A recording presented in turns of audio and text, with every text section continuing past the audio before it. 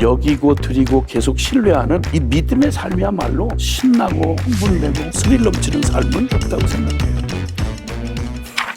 그 이후에도 많은 일이 있었죠. 듣는 중에 갑자기 감동이 돼서 열정이 일어나는데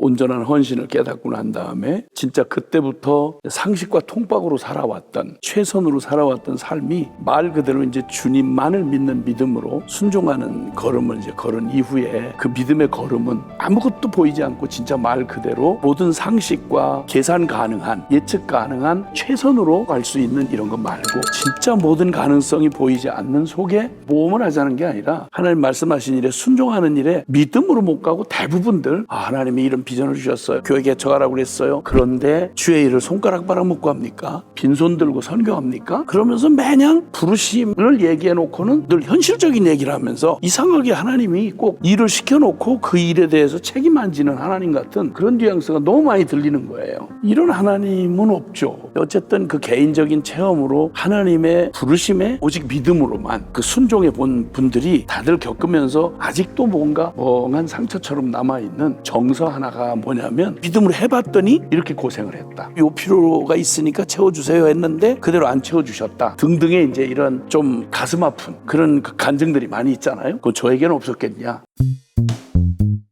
모든 세월이 다 그렇죠. 뭐 진짜 말 그대로 아무것도 없는 곳에 순종을 해보는데 그러면서 저도 그 과정을 처음에는 하여튼 버스 옛날에 토큰 시절에 나는 이제 무조건 상식 통박 다 내놓고 편도 저것만 허락이 되면 가겠습니다. 토큰 없이 버스를 탔다가 믿음으로 탔죠. 너무나 분명한 믿음으로. 그랬다가 아주 개망신 당하고 아무리 주머니를 뒤지고 버스 바닥을 이렇게 살펴도 내릴 때도 못 내리고 종점까지 가서 제가 사실은 이거 토큰 없이 이렇게 탔는데 죄송하다 그랬더니 위아래를 이렇게 쳐다보면서 멀쩡하게 생긴 젊은이가 인생 앞으로 그렇게 살지 마세요. 너무 막 뒤통수가 막 진짜 이러는 과정 뭐 이런 일들 에피소드들이 이제 많죠. 그걸 지나면서 이후에도 이렇게 복음에 도전을 받고 맞아 나도 이제는 진짜 상식 통박 안 하고 나 아무것도 안 하고 하나님만 쳐다볼 거야. 채워주나 안 주나 한번 해보자. 이렇게 해서 하나님을 테스트하듯이 믿음 생활이라는 게 정말 가능해요? 라는 것으로 자꾸만 방법에 의존하는 이런 일들을 많이 겪어요. 근데 사실 따지고 보면 어떤 방법으로 나의 필요를 채워주냐 어떤 신비한 방법으로 내게 능력을 막 부어주시냐 여기에 관심이 있는데 우리가 믿어야 될 게 하나님의 공급하시는 방법이나 물량이나 아니면 어떤 꼭 자동 판매기처럼 나 믿음으로 나 아무것도 안 하고 나 다 버렸어요 그러니까 채워보세요 이런 식으로 해서 했더니 되더라 이게 아니고 주님이 원하는 건 뭐냐면 너 어떤 상황에도 나만 믿을 수 있어? 어떤 상황에도 너 나만 바라볼 수 있어? 내가 널 사랑하는 건 믿어? 이 말이에요. 어떤 때는 진짜 말 그대로 생각을 넘어서서 무슨 일이라도 당할 수 있죠. 주님이 충분히 그렇게 하실 수 있어요. 그때 해도. 그러나 그리 아니하실지라도 내가 그분을 믿는 일에 난 더 이상 고려하거나 고민할 필요가 없습니다. 머리 대신 주님께서 내가 알터이니 너 순종해라 그럴 때 웬 조건이 그렇게 많고 뭐가 그렇게 두려움과 근심이 많으냔 말이에요. 선교지에서 조금만 내 뜻대로 뭐가 제대로 안 되면 금방 낙심을 해가지고 흔들리고 근데 우리가 사람을 이렇게 대할 때에도 친구를 믿으면 어떤 친구를 믿겠어요? 우리 주님이 나를 믿어주신 걸 생각해보면 싹이 아무것도 안 보일 때 믿기로 작정을 해버리셨잖아요.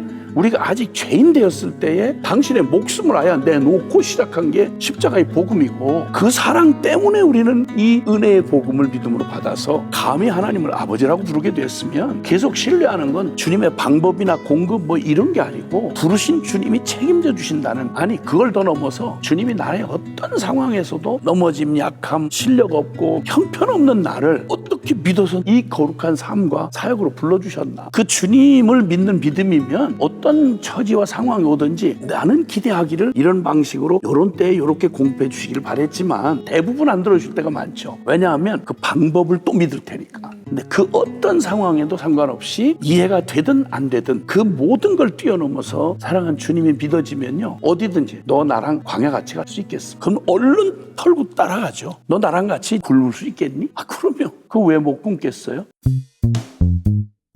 주님 앞에 부름받고 나서 그날 이후로 부끄럽지만 저는 제 가족들 핑계를 댔거든요. 나는 이렇게 체험을 해서 그런데 내 처자식들이 똑같은 믿음으로 그럴다는 보장이 없으면 애들 처량한 꼴 받으면 어떡하나. 그때만 해도 애가 셋이었고 그 후로 5이 됐고 정기적인 급여나 혹은 그런 기회가 혹시 생겨도 전 너무 두려웠어요. 이전에 상식으로 살던 저희 습관이기 때문에. 그래서 차라리 그분밖에는 바라볼 수밖에 없는 상황을 일부러라도 만들어서 주님만 의지하도록 그런 길을 선택했죠. 그 부름받던 40년 전 그때 큰아이가 초등학생이었어요. 그 1학년. 그 아이들과 함께 아무것도 모르는 산골에 교회라는 간판도 아니고 폐가에 거기서 엎드려서 주님 앞에 할 때 금식, 미식, 분식, 소식 공급하실 때 애들 빼싹 말라가지고 셋째 아이는 황달에 그냥 뭐 이런 과정들 몇 번 죽을 고비를 넘기는 과정에도 서글프다든지 뭐 이런 생각을 저만 안 한 게 아니라 우리 가족 아이들이 너무 기쁘게 어쩌다가 밀가루 한 포대라도 생기면 늘 수제비를 이제 해먹으니까 옛날에는 설날에만 떡국을 먹었거든. 떡국과 수제비를 구분할 줄 모르니까 그러면 애들이 우와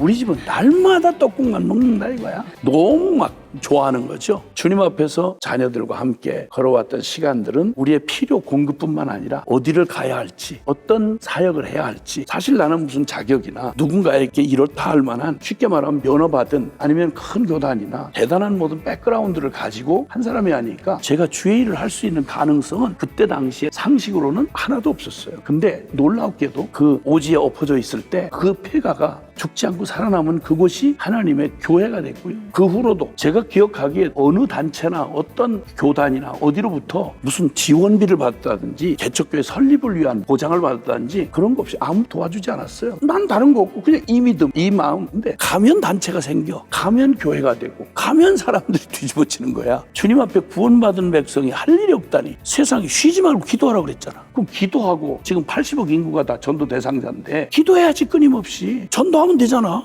전부 뭐냐면 누가 나를 인정해주고 공급해주고 먹고 사는 거 해결해주고 이 모든 이 전제 조건이 저절로 돌아가는 거예요. 저도 그렇게 살던 사람인데 주님이 아까 과정을 통해서 믿음으로 순종하고 난 다음에 그냥 이런 마음이 들었어. 기도하다가 죽으면 전 순교라고 확신합니다. 왜냐하면 순종하다가 죽는 결과가 순교니까. 순종하다가 맞이하는 죽음을 순교라고 말한다면 전 여기서 중보기도 하다가 죽는 최고의 영광을 누리고 죽으면 나 여한이 없습니다. 주님 앞에 이런 마음으로 했더니 하나님이 제가 만난 이 복음과 함께 사역의 능력도 그렇고 전 제대로 설교학을 배운 사람이 아니거든요. 노방전도하다가 영혼들 붙들고 막 시비를 걸던 사람이 있죠. 그냥 상식으로 생각하면 그런 나를 누가 쓰겠어요? 근데 걱정하실 필요가 없이 그때부터 몸뚱이가 모자라게 뭐 어딜 더 가봤으면 하는 생각조차 들지 않을 만큼 이 복음을 자랑할 수 있는 곳이라면 어디든지 세워주시는 그런 은혜를 누렸죠. 그러니까 믿음으로 사는 건 어떤 방식을 기대하는 게 아니라 그분을 믿는 것. 나를 부르신 그분을 믿고 작은 걸 경험해서 알면 그 다음에 더 알 수 있고 이렇게 경험을 하면 그 다음에 더 큰 걸 믿을 수 있잖아요. 그리고 그 일은 그냥 내가 막 믿음을 키워가는 게 아니라 하나님을 알아가는 안에서 정말 거꾸로 생각해 보면 믿음 없이 어떻게 불안해 살아요. 그게 노예의 삶이지. 근데 믿음이 있으면 사랑하는 아빠 믿고 포에서 성령님 나와 함께 하시는 걸 믿으니까 믿음으로 산다는 게 어려운 게 아니라 이 말 자체를 바꿔야 돼. 어떻게 믿음 없이 살아요? 어느 세상인데 내가 어떤 인생이었는데 믿음 없이 살 생각을 해.